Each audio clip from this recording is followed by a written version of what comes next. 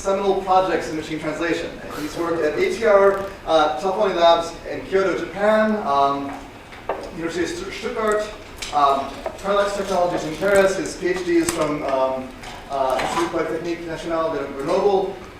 He's been project manager of and adjunct assistant professor in the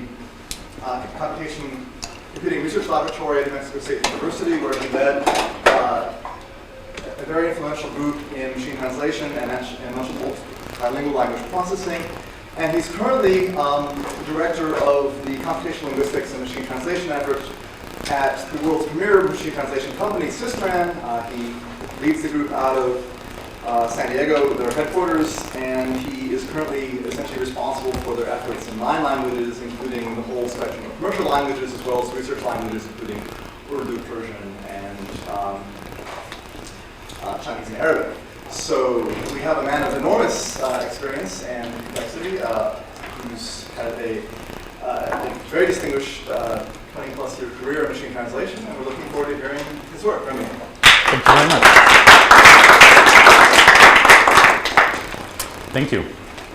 So I'll be presenting only one of the 3 areas that we are working on at Systran. Basically, we are working on trying to improve the system in the products themselves. We have one line of work which is basically research and development funded by either the US government or the European Commission in Europe, where we are developing new languages, new tools, new architecture, and we have and we do service building customized system for industrial customers. And my talk will be about this 3rd line of work.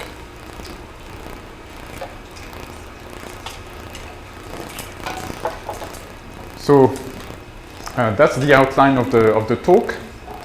First, a few words about high-quality MT, what it is and what it's not.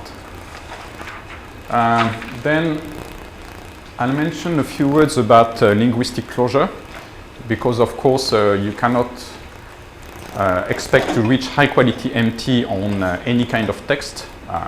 You can reach it, but only on very specific kind of text which have a very specific linguistic behavior. I'll talk about how you go about trying to find out what kind of work you need to do to be able to bring a system from a certain level of quality up to the level of quality that is expected by a customer or your application. I'll mention a few words about manual versus automatic approaches, describe the whole customization project, and finally talk about MT evaluation issues, and these are quite sensitive issues. If I have time, I'll go through a project we just finished and another one we will be starting, and give a few words about that.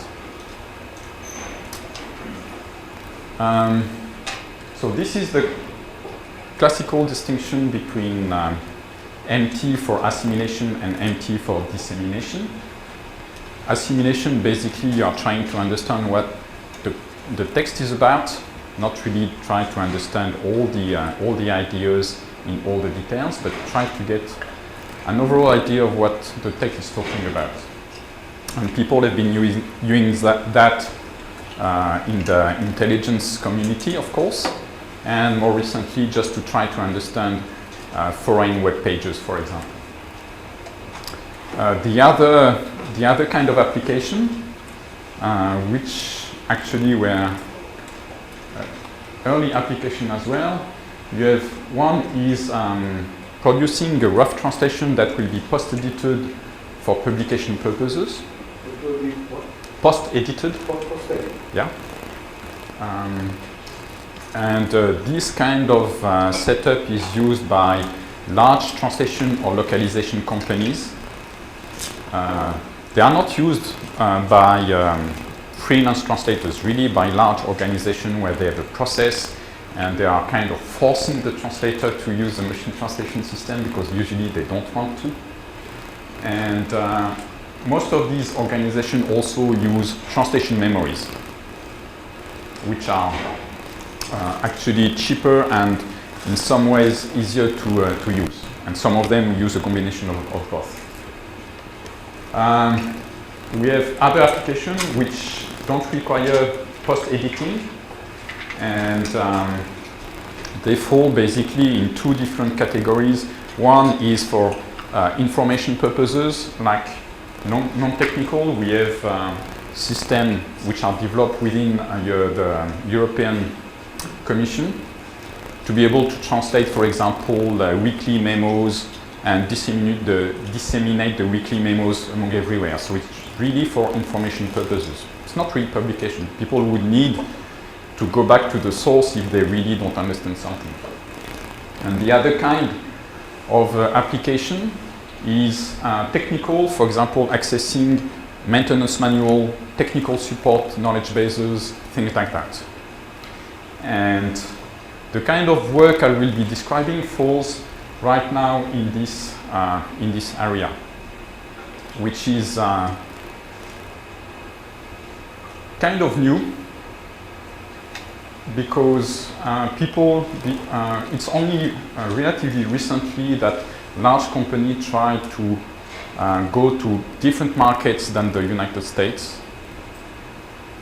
And until recently, they don't realize that there was a demand for customer support in languages other than English. That's one reason. Yeah, so when they realize that, some of them try to translate their database, and they realize it's extremely costly. I'll mention some of the costs later. And for some of our current customers, it's practically impossible. They have some of the database, the knowledge base they have are over 100 million words, with update rates of several thousand words a week.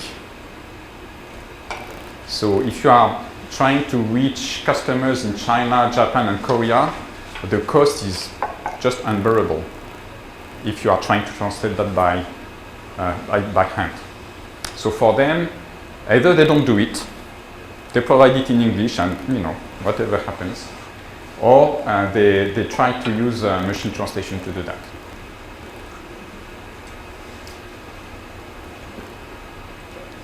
So for this kind of text, typically they have relatively nice properties. They are, in some sense, linguistic closed, meaning that they exhibit a set of lexical and syntactic structures which can be described in a finite way.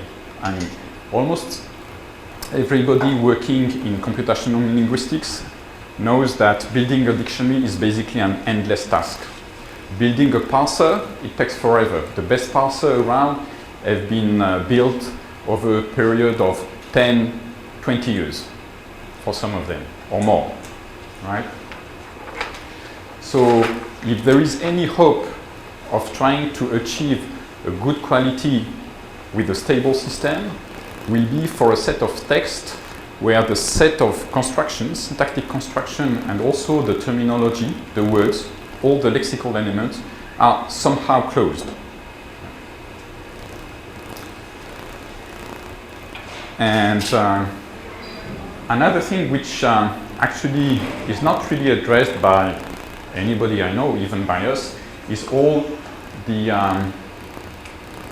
non-literal expression, metaphors, culturally loaded expression, and things like that. We don't address that at all. If we find that in text, typically we cannot do anything about it, and these texts don't fall in the range of things where we can reach a high quality. We have, of course, ways of somehow measuring what is, how closed is a given corpus.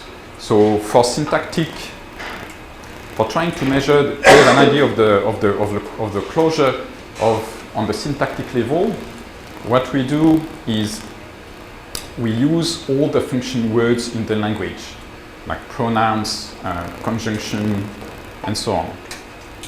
And we have a whole repertory of those, and we count the number of new occurrences of these function words over the corpus.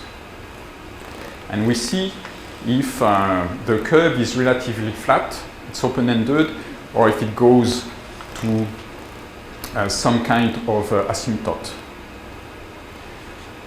We do the same kind of analysis for dictionaries. For example, we are looking at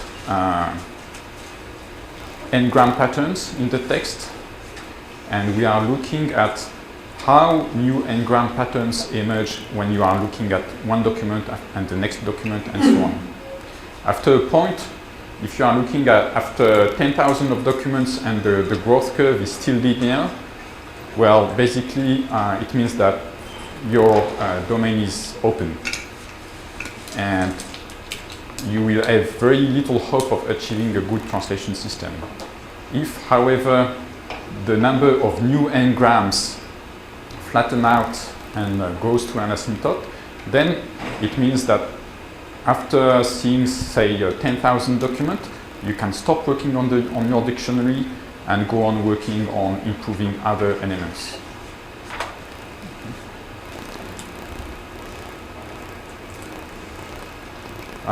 What we are looking also is the translatability of the texts. And for example, IBM has worked a little bit on these notions. There are other also machine translation companies working on those. And the idea is simply to try to look at syntactic constructions which causes specific problem for machine translation.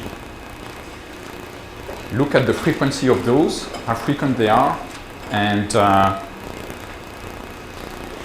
just count them. So for example, we know that any ing words, they are very ambiguous, and they cause specific problem for translation.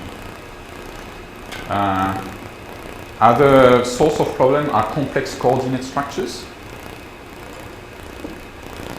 and also complex embedded subclauses. So typically, if you have one subclause, it's fine. I mean, almost every parser can parse correctly if you have one subclauses. But if you have more than one, like 3, 4 subclauses, it becomes harder. If you also compound subclauses with coordination, it becomes practically impossible. So it is possible. In every language. Yes. I mean, even in a similar language like French. Oh yes. Yes. For systems, particular systems. I think it's true for any system. I mean, these issues have been studied and published by, for example, the IBM group. We had the same experience, and the idea of this translatability index has been also taken up by Logos. So it's any system I know. So of course, one way to address the problem is actually rewrite the original documents so that actually you eliminate all the construction which may cause a problem for the empty system. In many cases, it's just not feasible. We are talking about this customer who has a database of 100 million words. He's not going to rewrite that.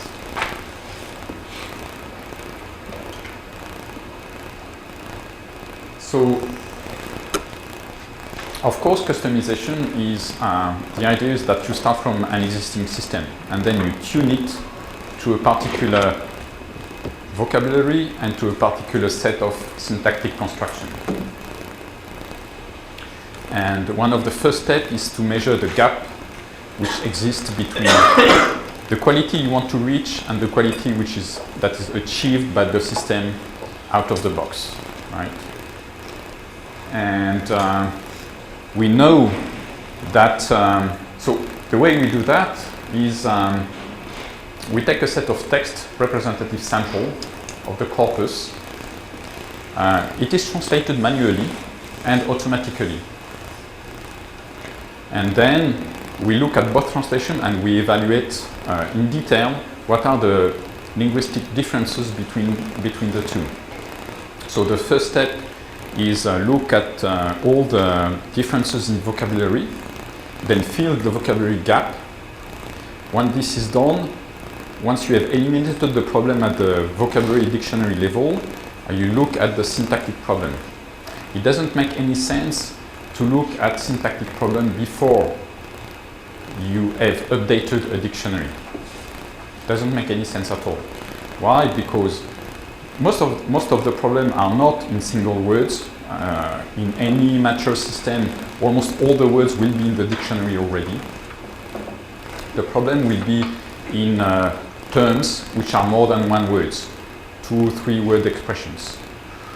And these are single semantic units that should be translated as maybe one or more words, but they should be translated together, and they should be considered as a unit for the parser as well.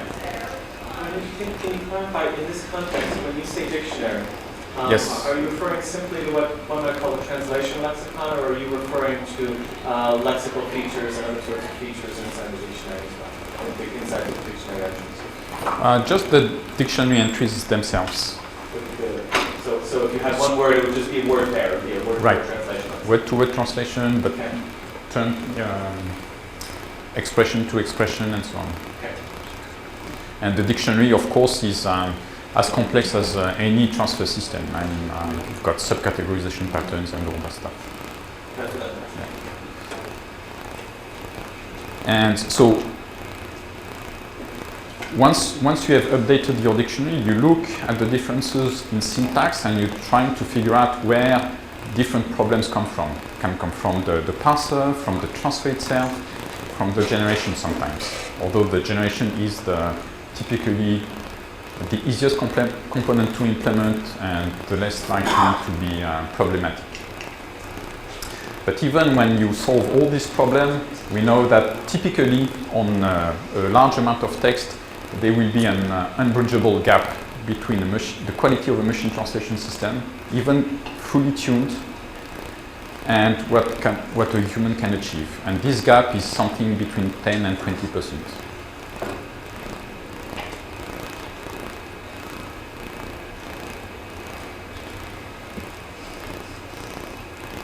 Right, so, okay, I just talked about that.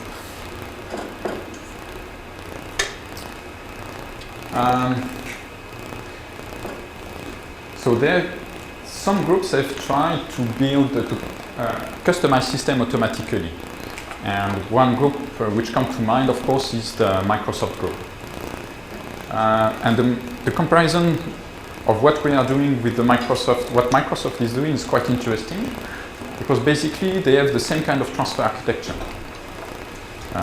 Both systems are transfer-based, where there is a parsing, transfer, generation component, and they actually produce the same level of linguistic analysis.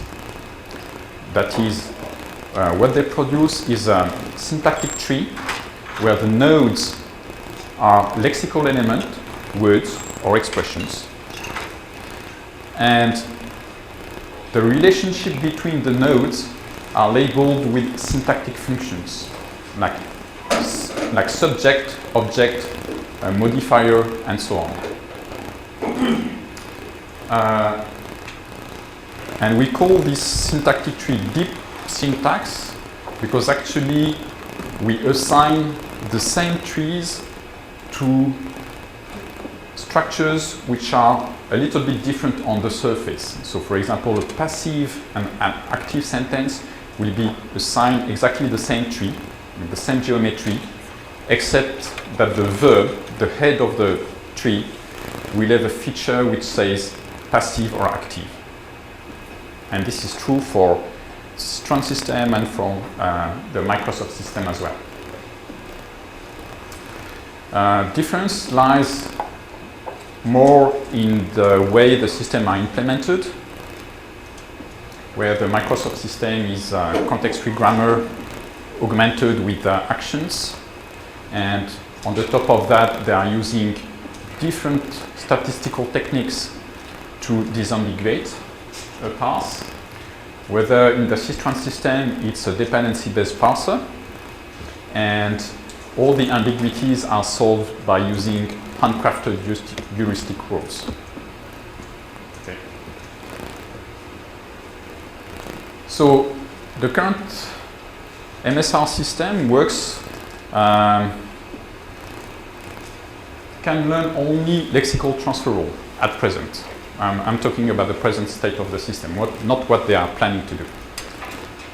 So the way it works is that they have a parser for the source language, they have a parser for the target language. They've aligned corpora, aligned at the level of the sentence.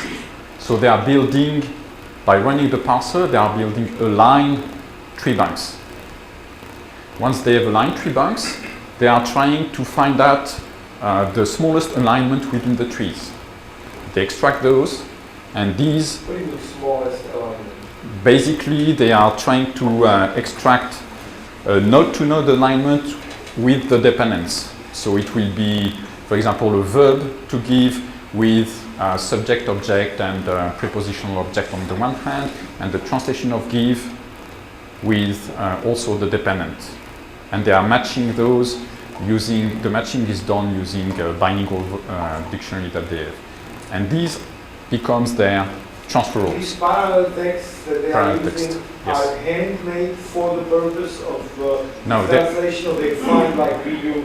No, they are using their own, for example, manual, like Okay. Windows manual, which have been already translated into Spanish, Portuguese, whatever. And they are using those as corpora.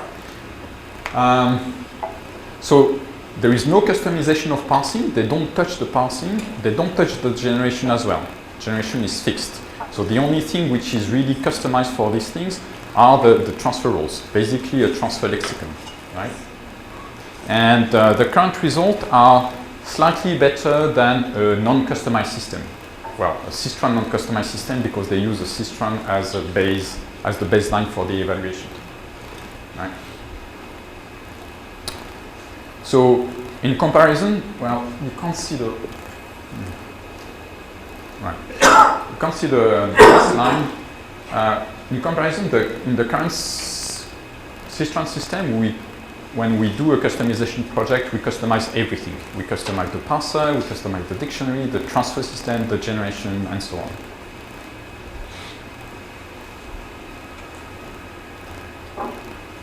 So, to give an outline of the customization process, we start from a corpus, and what we build a database of sentence. So all the corpus is segmented and stored in a database sentence per sentence. The next step is to extract all new terminology to build a bilingual dictionary for this particular corpus. Then, once this is done, we extract syntactic patterns on which we want to work and tune the parser. And finally, there is a fourth step in which we run the system, we run the translation, and we are looking at the translation and try to figure out what are the remaining problems. Because at this step, the only thing we can do is modify the parser itself. To modify the transfer of the generation, we have to look at the translation.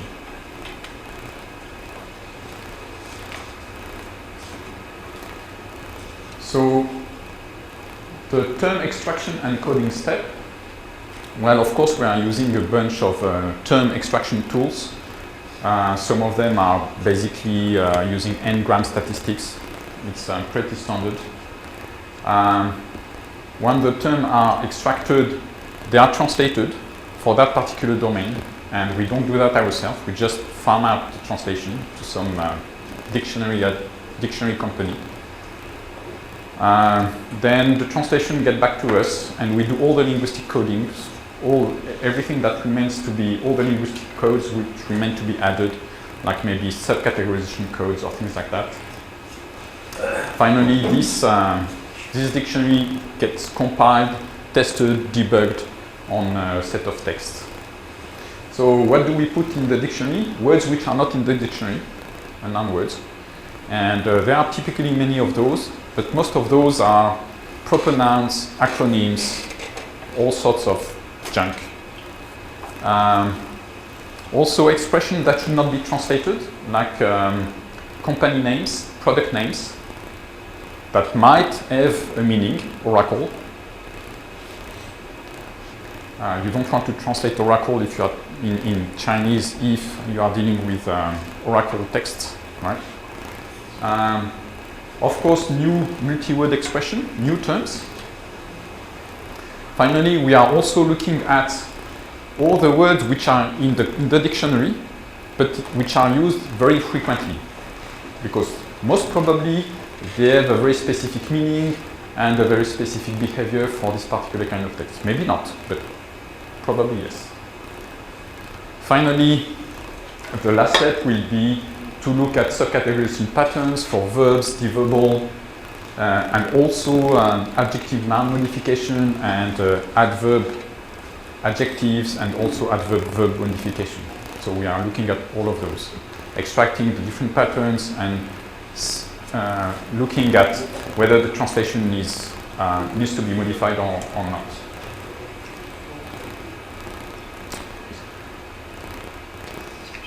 In a way, all the customization of the parser itself is simpler. We are looking at less different things, but it's more complex because you are, after that, going into the rules and modifying the rules, and there are interactions between rules, and it can be a big mess. But we are looking at mostly three different things. There is more than that, but the basic three things are all the homography, essentially. The architecture of the Systrand system is like any transfer system, as I said. You start with the morphology. Pre-processing. You cut all the text into words. Then you do morphology. Then you do several parsing steps, one after the other. It's a bottom-up parsing process. So you are looking at, for example, small nouns, small noun phrase, and so on and so on. And one of the first steps is after morphology, during morphology and during dictionary lookup is disambiguation. If you have a word, you want to label it as a noun or a verb or an adjective, for example, but you need to choose. All the process is purely deterministic. So there is in the system the equivalent of what now is called tagger, right? Except this particular tagger use a set of handcrafted heuristic rows. And for a particular kind of text, there might be a difference in the behavior of specific words, frequent words, because there might be some kind of homography in a text, but they might behave differently in a different text. So that's quite important. If you don't get that step right, then of course the whole rest of the processing will be wrong as well. We are looking at coordinations, and we are looking at complex clauses, especially embedded clauses, more than one clauses in a sentence. And surprisingly enough, the parsing of coordination and especially the parsing of coordination and combination of complex clauses will be different in different kind of texts. People just use different styles, and there will be different kind of heuristics to be implemented there. And the parser will parse basically any kind of text. All the structure will be recognized, but the difference between corpora will be in the frequency of some structure over others. So essentially different corpora have a different distribution of the same syntactic pattern, right? And we want to address, of course, to parse correctly the most frequent one first. So this is basically a statistical analysis of the corpus where we are trying to find what are the most frequent structures for coordination and complex clauses and so on, and address those.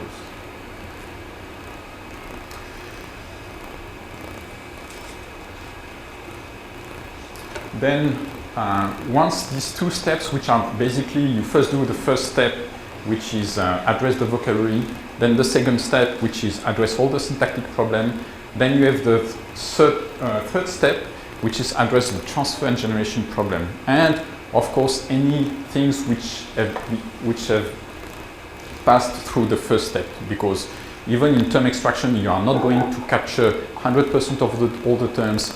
even if you are looking at the syntactic pattern, you are not going to cover 100% of all the constructions. So there will be a remaining of these things that will not be addressed, and they can be. When you say term, Yes. you mean like a technical term, or Yeah, you like a mean like technical what term. you use out of the box? Like a technical term. I see. Yes. Yes. And what do you do with out of the box?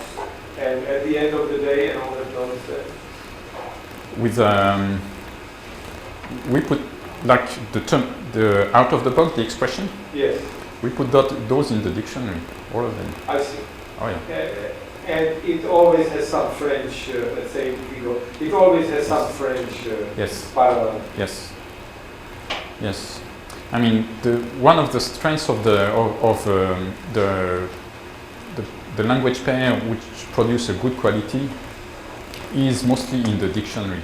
I mean, the parser, at some point, you reach a plateau. You cannot improve it over. I mean, you can tweak it a little bit, but typically when you start tweaking it in a corner, then something else will degrade, right? Somewhere else. So in the product that you get out of the box, you download the Citron product on the web, they are kind of, standard product. They are good for average text, but they are not really good on anything. To have a system which is really good on something, you have to tune it, and then if you try to apply this particular system to other text, then the performance will go down, always. And for our largest dictionary, I don't know, I have in mind the English-Chinese dictionary. We have over 250,000 entries in the dictionary. And of course, all of those are multi-word expressions. They are not single words. Single words, you might have like 50,000 or something. I mean, you say that you do your disambiguation using rules and heuristics rather than statistically. I'm assuming in a vocabulary that has size of a couple of 100,000 entries, you can't possibly be attempting to do heuristic disambiguation for every ambiguous word in the vocabulary, right? Yes, we do. The thing is that we assign a category to each word, which is called the homograph category, and which is a refinement of the part of speech, in a sense. And the rules work on these categories. And there is over, I don't know, typically over 100, 200 of those. So it's not just verb, noun, adjective, adverb, no, 200. So it's one of the categories of verb that can be used both transitively and intransitively?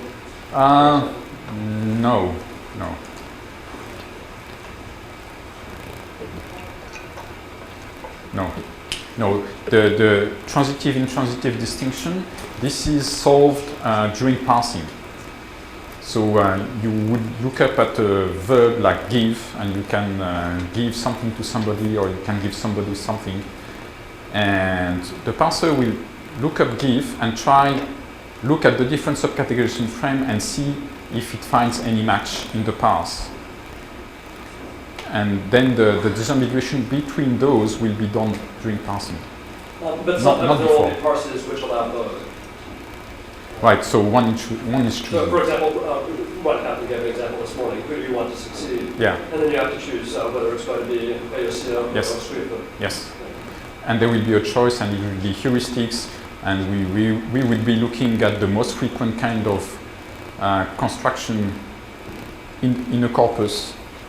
For that particular word. Hmm?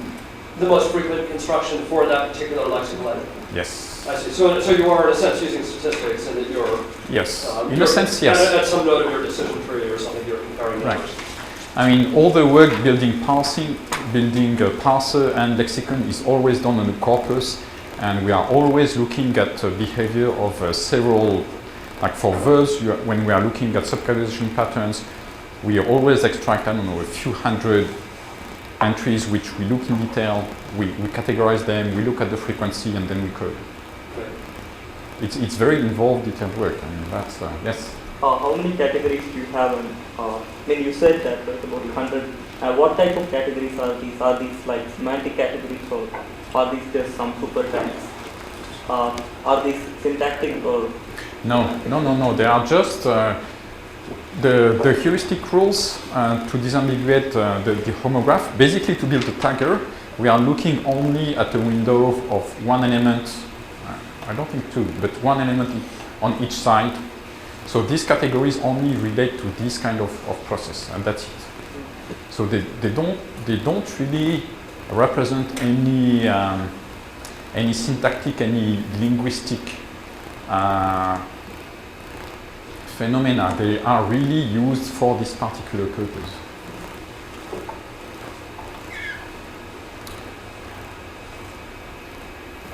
So when you're saying that you're looking only at one element on a window of plus minus one, that means that, for example, for a verb you look at the preposition but not the object? No, that's only for the tagging part. So the first part is trying.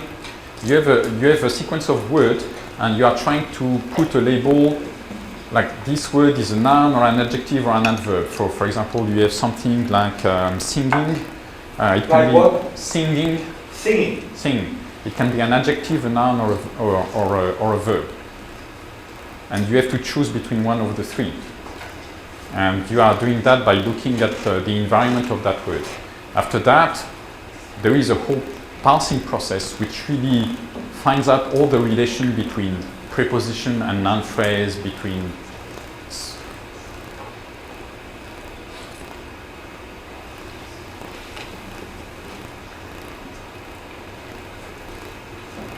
So the next step after that is to look actually at actual translation. Run the system on a sample of sentences which are extracted from the database of sentences, for example, using word patterns. You are looking at specific words or specific categories, and do a detailed evaluation of the translation problems, which are annotated. Either it's terminology problem, morphology problem, format problem. Format meaning, for example, the format of a date or a number, and syntactic problem. The result of this annotation, so these are done by evaluators. The result of this becomes, on the one hand, a lexical acquisition file for the terminology. So all the new terminology is dumped into a kind of empty dictionary frame when people would have to add the translation, the correct translation of those, and also test file for further work on customization of parser, transfer, or generation. So this kind of detailed testing allows to uncover transfer and generation problems that are not found during the initial assessment.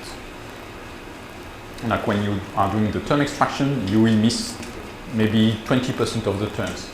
When you are doing an evaluation of the work to be done on the syntax, you will also miss 20 or 30% of the rules that you need to change.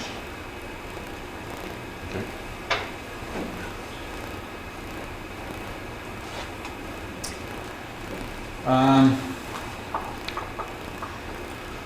So let me go back. So this testing and refinement process is basically iterative, and is done until you reach a level of quality that is satisfactory, that you want to reach. After that, the system goes to the customer and is evaluated. Yes. Do you change your held out data in order to be sure that that quality level is really achieved and you're not overtraining when you're iterating? Yeah, when we are iterating, actually, we do the evaluation, and we do, I'll talk about that. We do the first kind of evaluation here. Here I mentioned three kinds of criteria. We do the first one, which allows to produce a detailed linguistic evaluation and to assign a score to the translation quality. And for a particular project, we decide beforehand that we want to achieve a particular score. When we reach that score, we stop. On a given corpus? On a given corpus, yes. Yes. So this detailed linguistic evaluation is sentence-based, and the idea is simply to look at all the sentence one by one and mark all the translation errors, whether they are a mistranslation of a term, a mistranslation problem in the syntax, a problem in the morphology, a problem in the format. One of these 4 kinds of errors that I mentioned. You do that. You mark also problems if you can't figure out what the problem is, but the translation is really not readable, so you will mark the level of readability of the translation, because sometimes it's very hard to point out, what is the particular problem in the translation. The other thing also we mark is what is the importance of the information conveyed by this particular sentence over the whole document, because of course we want to concentrate on improving the translation of important sentences in a document. I mean, if it's a copyright notice, we don't care about that. But if it's how to solve a particular problem, and this problem is the crucial problem, which is the topic of the document, you want to make sure that the translation of that is good. And this enables us to produce a quality score on the document, and also to generate feedback to the lexicographers and to the linguists working on the system. All this was initially derived from a standard which is called J2450, which has been defined by the automotive, what was it? Some kind of automotive group, standardization group on translation, and which is used to actually evaluate and score human translation. So we adapted that, and we can refer to that, so that makes our customer happy. We don't invent something from our own. So this kind of first evaluation allows us to put a number on the translation quality, which is important, and also allows us to get feedback to improve the system itself by using all these annotations on each of the sentences. Now we are also using other kind of evaluation criteria which are more relevant to the user itself.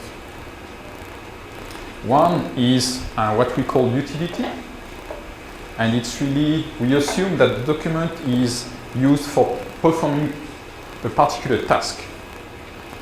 So we are asking, can you solve your problem using this translation? And it's a yes or no question. And you look at the document and you have a problem in mind. The document is supposed to describe a solution to your problem. Can you get the solution out of this document or not? Whatever the translation of whatever the quality of the translation is, it doesn't matter. Right? And the second is not really directly machine translation quality, but is usability. It's an overall impression, how good is this document? Can I use it? And it relates to readability and quite indirectly to translation quality.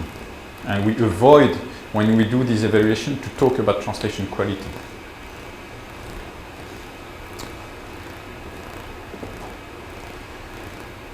Why? Because when we talk about linguistic quality, what we are doing is focusing the evaluator on potential errors.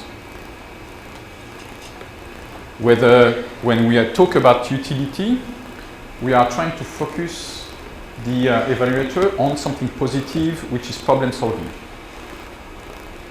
And for usability, it's just an overall impression. You are not trying to pinpoint particular errors. You are just trying to give your overall impression of the translation. And really, sometimes we find rather large differences between evaluation on the linguistic quality itself and things like utility and usability. Yes? You have, for none of these, a gold standard, is that right? There's no gold standard for any of the evaluation, is that right? Actually, we did an evaluation where we had,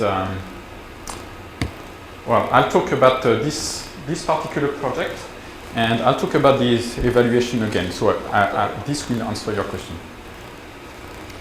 So in the past few months, we just finished a small prototype for Cisco. I'm assuming everybody knows Cisco. And the idea was to translate web pages which describe technical problems for, I don't know, fixing problems in routers and stuff like that. And this is supported by the Technical Assistance Center, which has a website where you can look, browse, and look at your problems. There is about 8,000 documents there, and for this prototype we used only 2,000 of them. They get about 100 documents per month, and their motivation for doing that is that they log, of course, each time somebody has a problem, it has to log in, it has to describe the problem, and then try to solve it. When they do a comparison of the price of solving a problem using the web or using the phone, using the web is 2.5% of using the phone.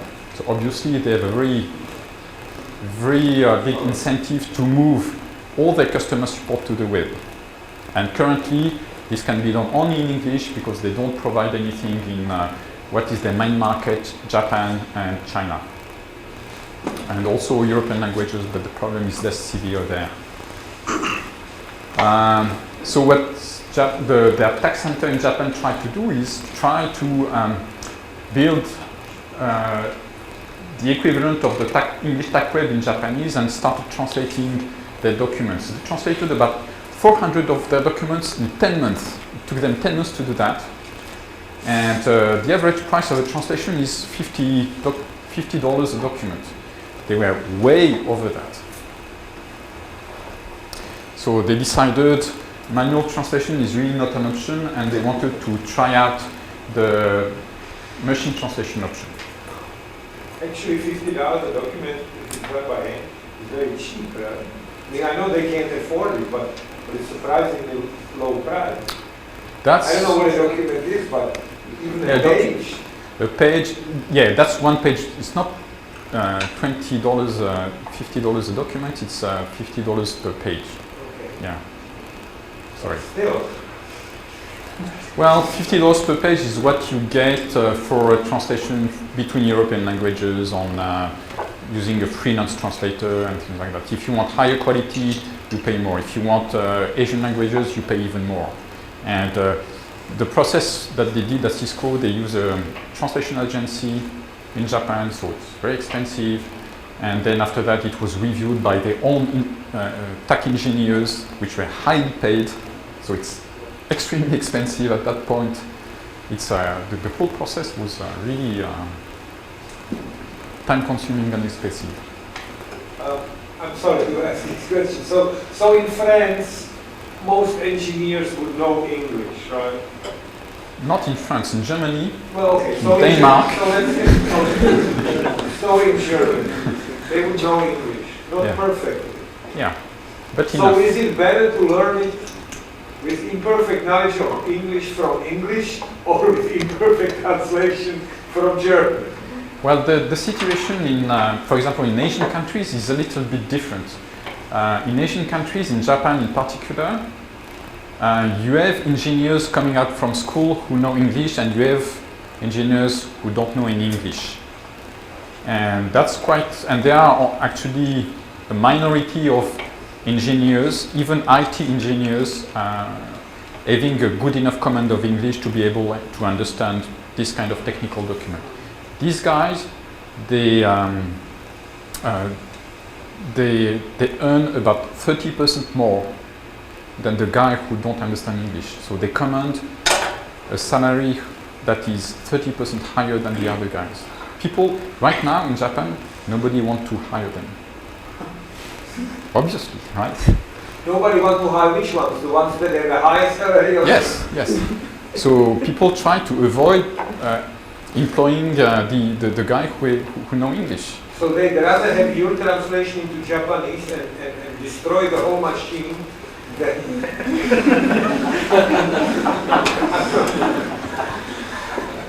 I mean, in a way, this is good for us. Huh? No, I understand. Because you got to figure if they damage the machine, then they'll need more help. Yeah, I mean, this was even the case in Cisco Japan. I mean, Cisco Japan is an American company, the headquarters, and you would assume they would try to hire people with a good command of English. It's not the case. So what's happening in the Japanese companies who are customers of Cisco there?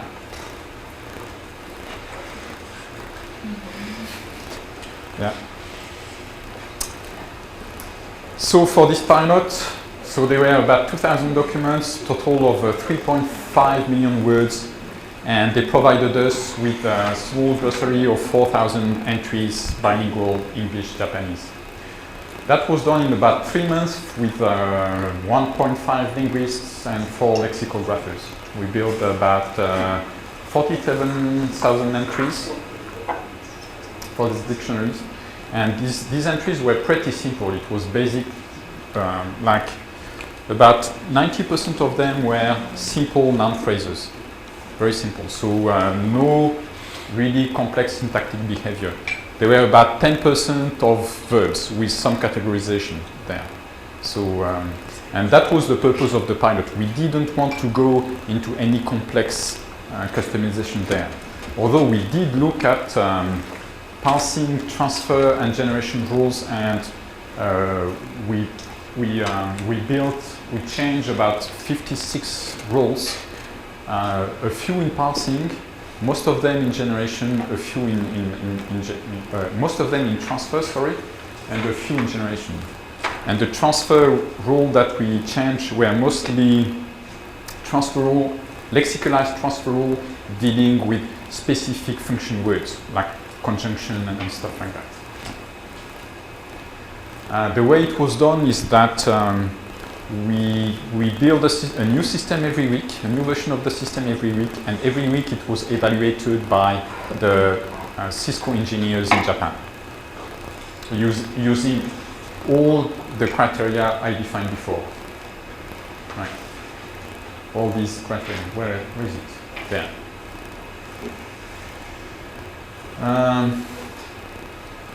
So the initial quality target that the Cisco wanted was on a scale of 1.54 for translation quality, and for the utility, so does this document allow you to solve your problem, 60% of the document should have the yes answer to that question.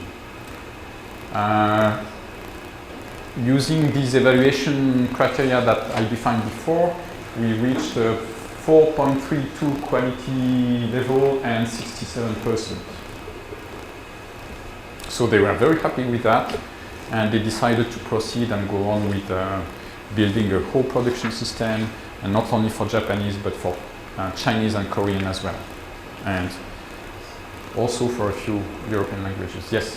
So when you're saying 60% and 67%, could the evaluators read the English document also and express what's the utility? Because maybe the initial document was not useful at all, right? I mean, I know.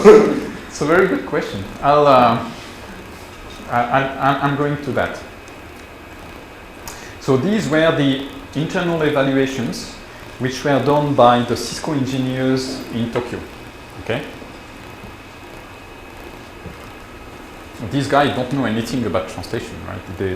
And most of them, the English is very bad. So they did the second round of evaluation where they presented a simplified evaluation procedure to their users. So not Cisco engineers, but their customers in Japan. And they asked 2 questions. One was, please evaluate the Japanese in this text. So I'm translating from Japanese, of course. Rate on a scale of 1 to 5. And the second question is it possible to comprehend this text? So they had several hundred answers to those, And what they used is they used a mixed pool of human translation and machine translation. And when somebody evaluated the document, they didn't know if it was produced by hand, by a human, or by a machine. Did they know that some might be? But they knew that some might be. Then they knew which ones were machine translation? Not necessarily. We did, because they also had the possibility of adding comments, and we reviewed the comments. And funnily enough, for some of the human translators, they said, this machine translation is pretty good. Okay. And for some of the machine translation, they didn't find any errors, and they said, perfect. So but the results were quite interesting. So on a scale of 1 to 5, the human translation was rated 3.9, which is pretty bad. Right. And the utility, so does this document allows you to solve your problem, is 99. The machine translation in contrast was 2.24, and utility was 62%. So they were not very happy about that, and we were not very happy about that either. And we said that, well, you asked the wrong questions here. Right? I mean, here, what you are trying to do is force this guy to find what are the translation errors in the text. You don't ask them to rank in a kind of objective or semi-objective way what is the quality. You are asking them specifically to say, if the language of this translation is bad or not, right? And well, this question is kind of okay, but it's not really task-oriented. It's just like a little bit vague. So sure, 99% is fine for a human translation. 62, it's kind of interesting result. It's a little bit off, but of what the Cisco engineers assigned to the same sort of question, but not that off. So after that, they did a third round of evaluation with their user again, and changing the wording of the questions. So the questions were now, please rate the overall usability of this translation. So we wanted to go away from focusing people on linguistic problems in the translation. We just wanted to say, is this translation usable? Can I use it? Right? And this is an overall impression of the quality of the translation. It doesn't focus on any specific things. And then the second question is, does this translation allow you to identify a solution to your technical issues? Much more precise, task-oriented, and so on. So the human translation, they got 4, which is almost the same as the previous one. And for the utility question, they got 93%, which is a little bit less than the 99%.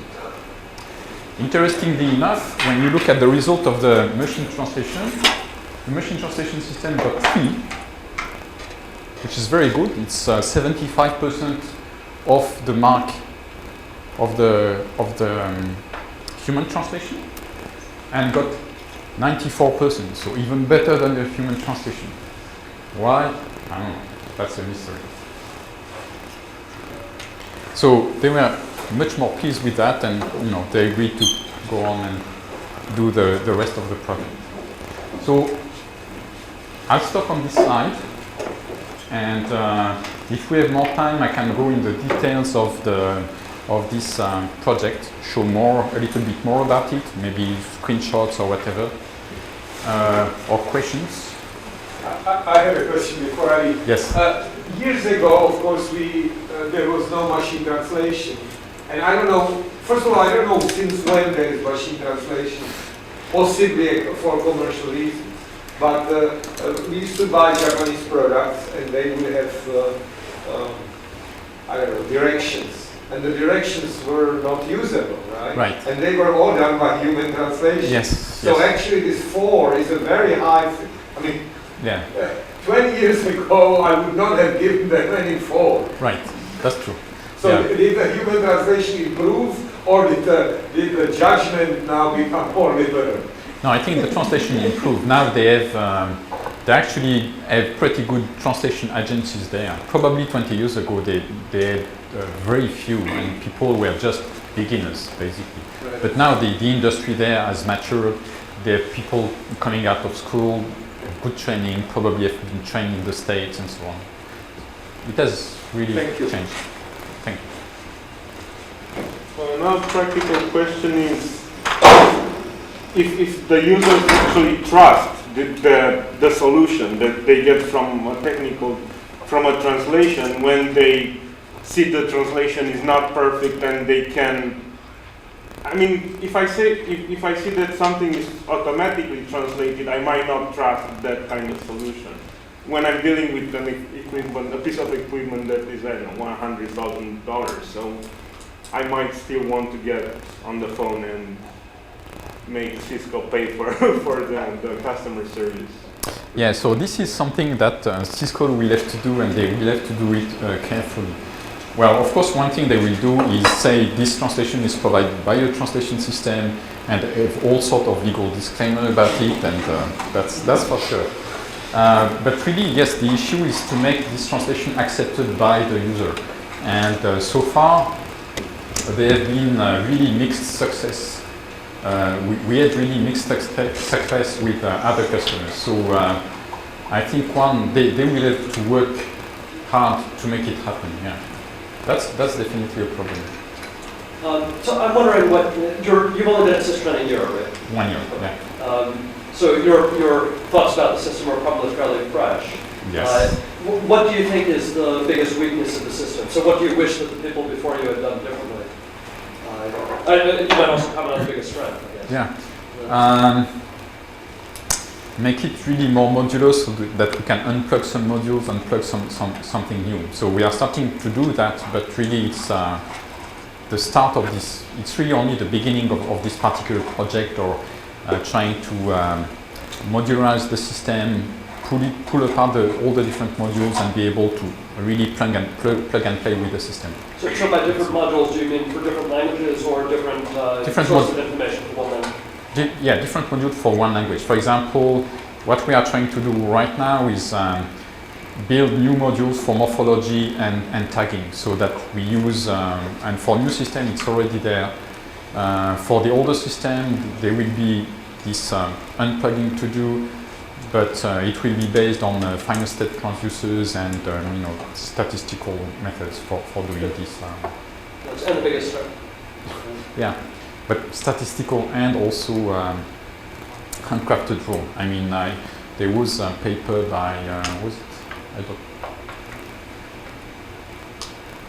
there was a paper published a few years ago in computational linguistics where people, I think a French guy, who redid the Brill tagger by using handcrafted rules, using final state transducers. Yeah, Roche and Chavez. Yes, Roche and Chavez, this paper. And they showed by using handcrafted rule, you can, they could arrive at the same or slightly higher quality than the Brill tagger. Oh, no, that's a different paper. So Roche and Chavez compiled into final state transducers. Are you thinking of the... No, I think I think it's the Roche and Chavez. I I think it's this paper. I'm not sure. Well, so there was work done here by Grace and I don't know. and P-Chumping. So this one, and also go towards more declarativity. Well, this one thing. The other thing is try to build system in a more declarative way. So we have things which are similar to rules, but they are not completely. They are definitely not like unification grammar rules. But they are definitely a step higher than normal programming languages. Yes. So it's something in between. So going towards more declarativity would be nice. And the third thing is really to try to add statistical methods in specific components, and we are not doing that at all. Everything is are handcrafted heuristic rules. And if we could learn this stuff, it would be much better. It would save a lot of time. And the rules are specific to a language pair, Yes. not just to a particular language. Right. I'm surprised to see that your evaluations didn't take accuracy into account. I'm reminded of an episode from an old TV show called MASH, where they were trying to defuse a bomb. And there was a sentence in the manual somebody was reading that said, under no circumstances, cut the blue wire first, or something like that. And I'm imagining that, your evaluation would not, a person might say, the overall usability is very high, and it does identify a solution to the problem, but the solution might be translating blue as rouge. Yeah. And your evaluation doesn't detect anything along those lines. And I guess I'm surprised to find that that's not addressed. Because obviously, if you translate blue as rouge, yes. you could be in trouble. Actually, it is addressed when we do the evaluation of the translation sentence by sentence, and we mark all the translation errors. We have a specific case for marking all the translation error in terminology. All the terms that are wrongly translated are marked and are categorized. But you use a sampling technique, right? You don't do that for every term in the dictionary. That's right. Right. So basically, by focusing on the high frequency ones, you're going to avoid that problem. When we are doing term extraction and when we are trying to build a customer specific dictionary, we are really trying to cover 100% of the terms, really. But what if Blue has two examples, and one of them is disastrous, well, two translations, and in a particular context, one of them is disastrously wrong and the other one is perfectly correct. Then your evaluation won't tell you that you chose the disastrously wrong translation. So it's the disambiguation module that has to be changed there. Yeah. But definitely what you call accuracy, and I don't like to talk about accuracy because it's kind of ambiguous. Fidelity. The DARPA evaluation had some word for this, right? I don't remember what the word was for whether or not you. So what do they call it? Faithfulness. Faithfulness. But then I want, when I talk about that, I want it to be restricted to the accuracy of the translation of a lexical element. Of a lexical element, and not about accuracy in syntactic translation or the accuracy about conveying the connotation of the text. So, really? No? Right? So it's adequacy. Adequacy? Oh, there's so many terms that are floating around. Yeah. Adequacy. So we have one box which we call terminology, and people just say, okay, this is the right translation or this is the wrong translation of this word or this term. And that's it. And so you do that on the term by term level as you're developing the system. Yes. But it wasn't part of the end. Right, because basically what happened is that all the words have a translation in the system. The number, the kind of, I can show you the kind of,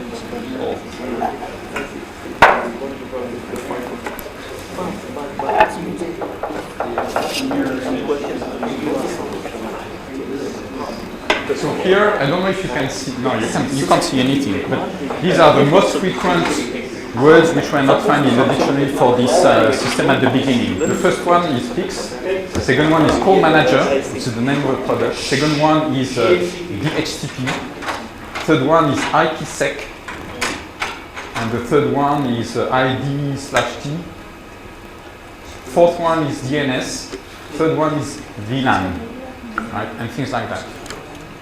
So even if you look at all of those, they are mostly acronyms, abbreviations, really technical stuff.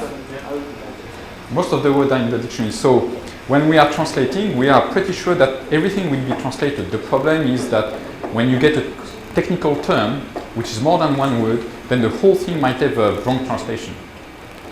And this you can figure out only first, of course we are doing the n-gram extraction, so we are extracting and translating most of those, but there will be some which will slip through and will be discovered only when we do an evaluation document per document.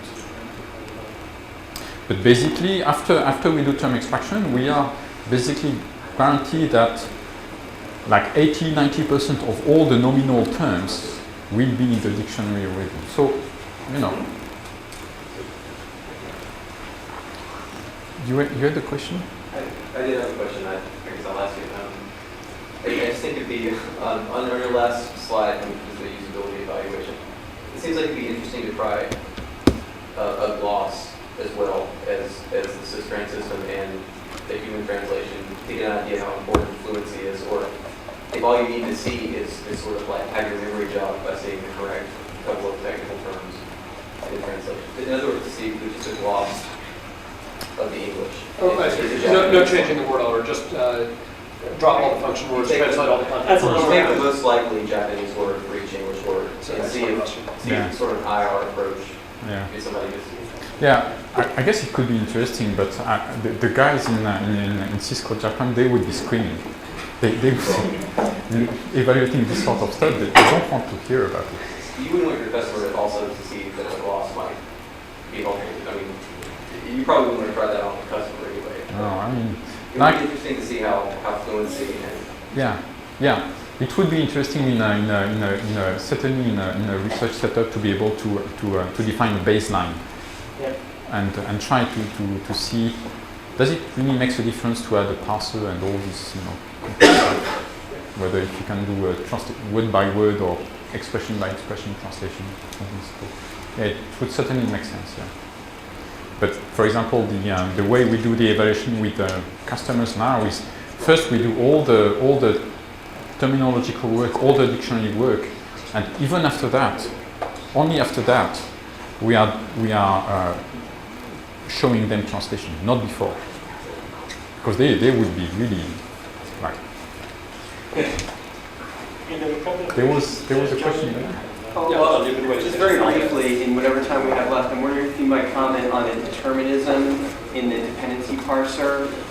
Just responding to the talk that some of us heard this morning, I'm wondering what kind of, well, first of all, did I understand your response correctly to the question of what about morphological ambiguity and tagging to be the response that whenever there's ambiguity, we split the state by having a state that means the disjunction of the two ambiguous possibilities. Is that correct?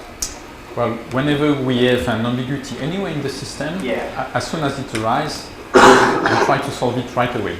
Right. So the whole translation process is completely deterministic, basically. There is no backtracking, no carrying of different solutions at any point.